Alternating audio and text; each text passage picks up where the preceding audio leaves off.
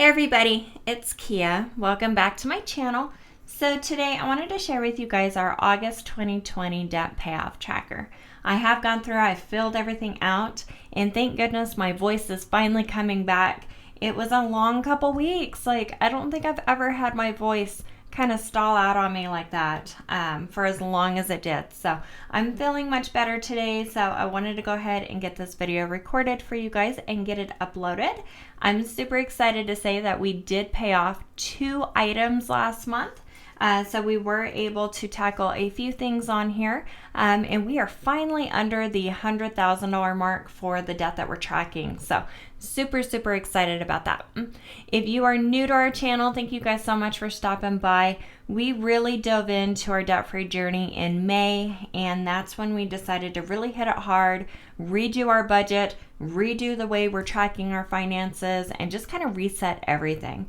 We'd been kind of on a debt-free journey for a little bit, and it just was not going our way, but part of it was dedication. We just were not completely dedicated to our budget and to trying to fully get out of this mess. So we really dove in May, and we have been able to make a ton of progress so far this year. Super excited about that. But I have gone through, I filled everything out, that way hopefully it won't take too long to go through it, and I figured we would just kind of breeze through what happened for the month, the areas that we're still focusing on and trying to work towards, and the progress that we've been able to make. So let's go ahead and zoom in and we'll get started. Okay, so we're all zoomed in. I have been trying to mess with my lighting to hopefully make it a little better for you guys. I know there's still kind of a shadow and it looks a little dark on the screen right now, but hopefully you guys can see it. So this top section of my debt tracker are the items that aren't necessarily credit card related. Sorry, my voice still kind of cuts out a little bit, but they're not completely credit card related. So we do have 2 iPhones. We had some personal loans through a firm. We've got some attorney fees that we need to pay back. We've got some medical that's in collections. If you guys have any suggestions on how to deal with that, please let me know. These are actually in my husband's name, but for some reason they have tied them to my credit and not his. So not really sure if they're going to let me deal with this or not. But once we kind of pay off a few little things, we are hopefully going to start tackling them next because I really want to get them off my credit report. Down below that, we do have our credit cards. Below that, we have our auto loans. And then at the very bottom are our student loans. So I've tried to kind of set that up by priority, I guess. Although some of these items here at the top, they're not necessarily on the priority list, but I did want to list them on top just to keep them front and center. So that's how I have it laid out. Of course, the phone payments are included in our phone bill, so that is how much we pay every month towards our phones. Affirm, that was a laptop purchase for my older daughter. We did that earlier this year. We've been slowly trying to upgrade the computers in our house. We do homeschool all 3 of our kids, and because we both work full-time, I do rely on a lot of computer-based school just because it makes it a little easier on me. So we did do that, and thank goodness we were able to pay it off. The minimum payment on that was about $26. So, or no, it was actually $46. So it'll be nice to get rid of that minimum payment. The attorney fees, we're not actually paying on those as of right now. We are expecting to hopefully start paying on them here pretty soon, but I'm just waiting for my husband to work out the agreement and for them to start deducting it from his paycheck. We actually ended up taking a personal loan from his boss last year when we needed to hire an attorney, and his boss has been so nice that apparently he's not that worried about getting paid back, even though I am. So I am just waiting on them to start deducting it from his paycheck. I've been asking about it for a couple months now that they've been back to work. They've been back to work since April, and I'm just waiting for them to start deducting that. The medical, like I said, those are in collections. It's actually several accounts, and I'm not really sure how I'm going to tackle those yet, but I do need to figure out how to deal with them. So after we pay off a couple things and we have enough in our snowball so that we can hopefully make a sizable payment towards them every month, they're probably going to be next on our list. But there again, it also depends on just kind of how the collection agency handles them themselves, because if they're not going to be pushing for it, then I might not work out an agreement just yet, and I might wait until tax season to see if maybe I can settle it at that time or something. I'm not really sure. Right below that, we get into our credit cards. So most of these are listed in order, but some of them are not. Part of the order is also based off of priority. We're not necessarily doing the debt snowball. We're not really going towards the smallest ones of paying them off. We are going towards the smallest ones with the highest minimum payments, and those are the ones that we are trying to pay off at the moment. The reasoning for that is really just to clean up our cash flow. We are still working on trying to adjust our monthly budget so that we can make that sustainable. Groceries is one area that we have a really, really hard time sticking within. $600 for a family of 5 is just really difficult in our area. We don't really have any good discount stores or anything like that. We have Safeway, we have Walmart, we have Sam's Club. And so we have a really hard time keeping our groceries within budget. So as we kind of pay things off, those are the areas that we're trying to work on. There's also things that we need to do around our house that we have just put off for so long, and things that we need to get, like, kids' clothes and, different things like that. So we're trying to pay off as much as we can so that we can start establishing sinking funds so that we are not constantly having to refer back to credit card debt to cover those expenses that are not were not previously budgeted for. So, and that is what we're working on. But when we look at it, we've got a couple Capital One accounts up here. Those are all minimum payments.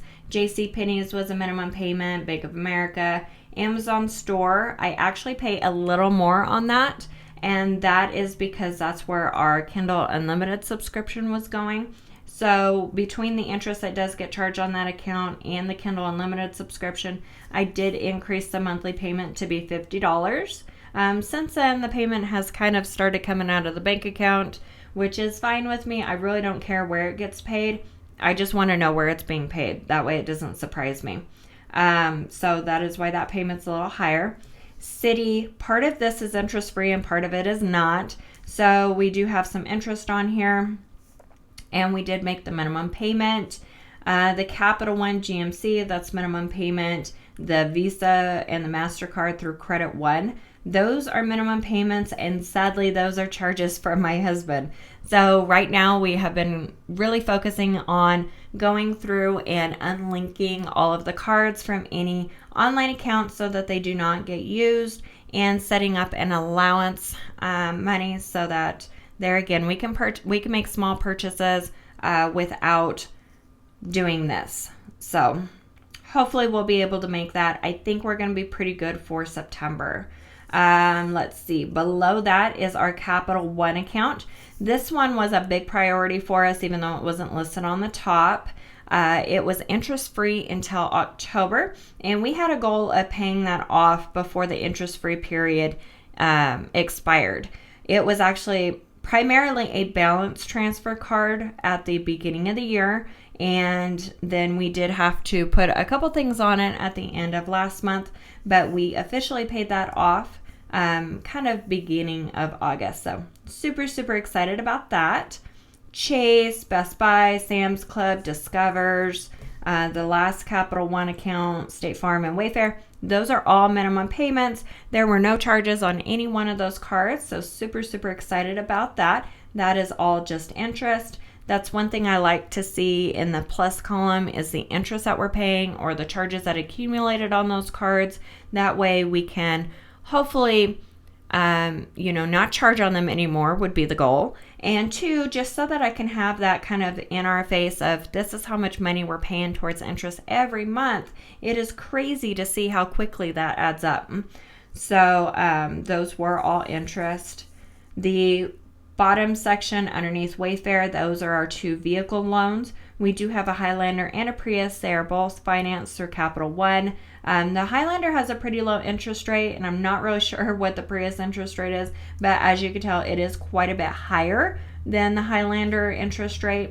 These are the minimum payments, and we're starting to make pretty good progress on both of these vehicles. Uhia, that is the one student loan that I am still paying on. Navia and Nelnet both automatically deferred the student loans, so we have not been making any payments on these, but Uhia didn't do an automatic deferral. When I logged in the other day, it looks like all of the payment is still going towards interest. I'm not sure what kind of student loans they are. My school set all of those up for me, so I'm not really sure. As far as I knew, I had the unsubsidized and the subsidized student loans, but maybe these ones are slightly different. I'm not really sure. So the entire minimum payment, because we are on an income-based repayment plan, does go to interest. And so I just made a note there. And here pretty soon, probably next month, when I go ahead and include our house and that other student loan that we're not necessarily working towards paying off at the moment, I will check to see if they have capitalized any interest onto that account. And we might have a slight increase on there. So Navient, that one's my husband's student loan. We do plan on trying to pay that off. We have not been making any payments on that. We won't be making payments until January. And then down at the very, very bottom, we have the Chase Amazon account, which was added back to the debt tracker a couple months ago. So that's going to be the next one that we focus on trying to pay off. So at the beginning of the month, we started out with total debt of $101,650.65. This is a debt that we are actively trying to pay off. Like I said, it does not include my largest student loan or my house loan, but it is the debt that we are trying to pay off over the next, several years. We had total increases for $906.74. We made total payments for $2931.85. And we finally got below that $100,000 mark. So at the end of the month, we had $99,625.54 left over in debt. That was a net decrease of $2,025.11. Super, super excited about that. One thing I do like to do, which is why I'm wrestling around over here, is once we pay off something, I love to highlight it on the tracker. It just makes it pop out more. So I am going to go ahead and highlight the Capital One because that one's paid off. And I'm also going to highlight the Affirm 4 loan. And then the next thing that I do, once I get this all updated, if we pay anything off, I like to record it on my debt confession tracker that I created in May when I first started my channel. So let me pull that out really quick. Okay, so this is my debt confession tracker that we did in May. I'm not really going to zoom in. If you guys want to see the details for that, I'll try and link a card up above. But we did go through, we listed out all of our debts. All together, when we first started in May, we had $343,546 in debt. Our minimum payments were $4,381.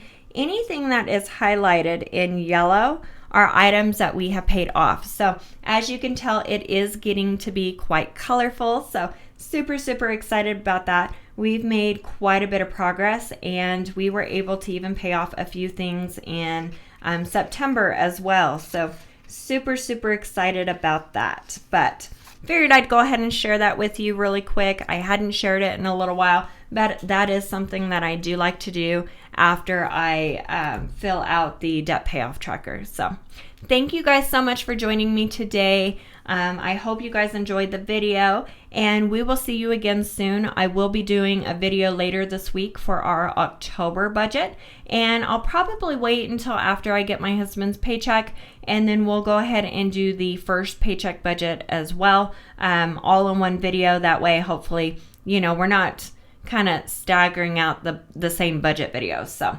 that's kind of where we're going, and I hope you guys have a wonderful week, and I can't wait to see you until next time. Bye, you guys.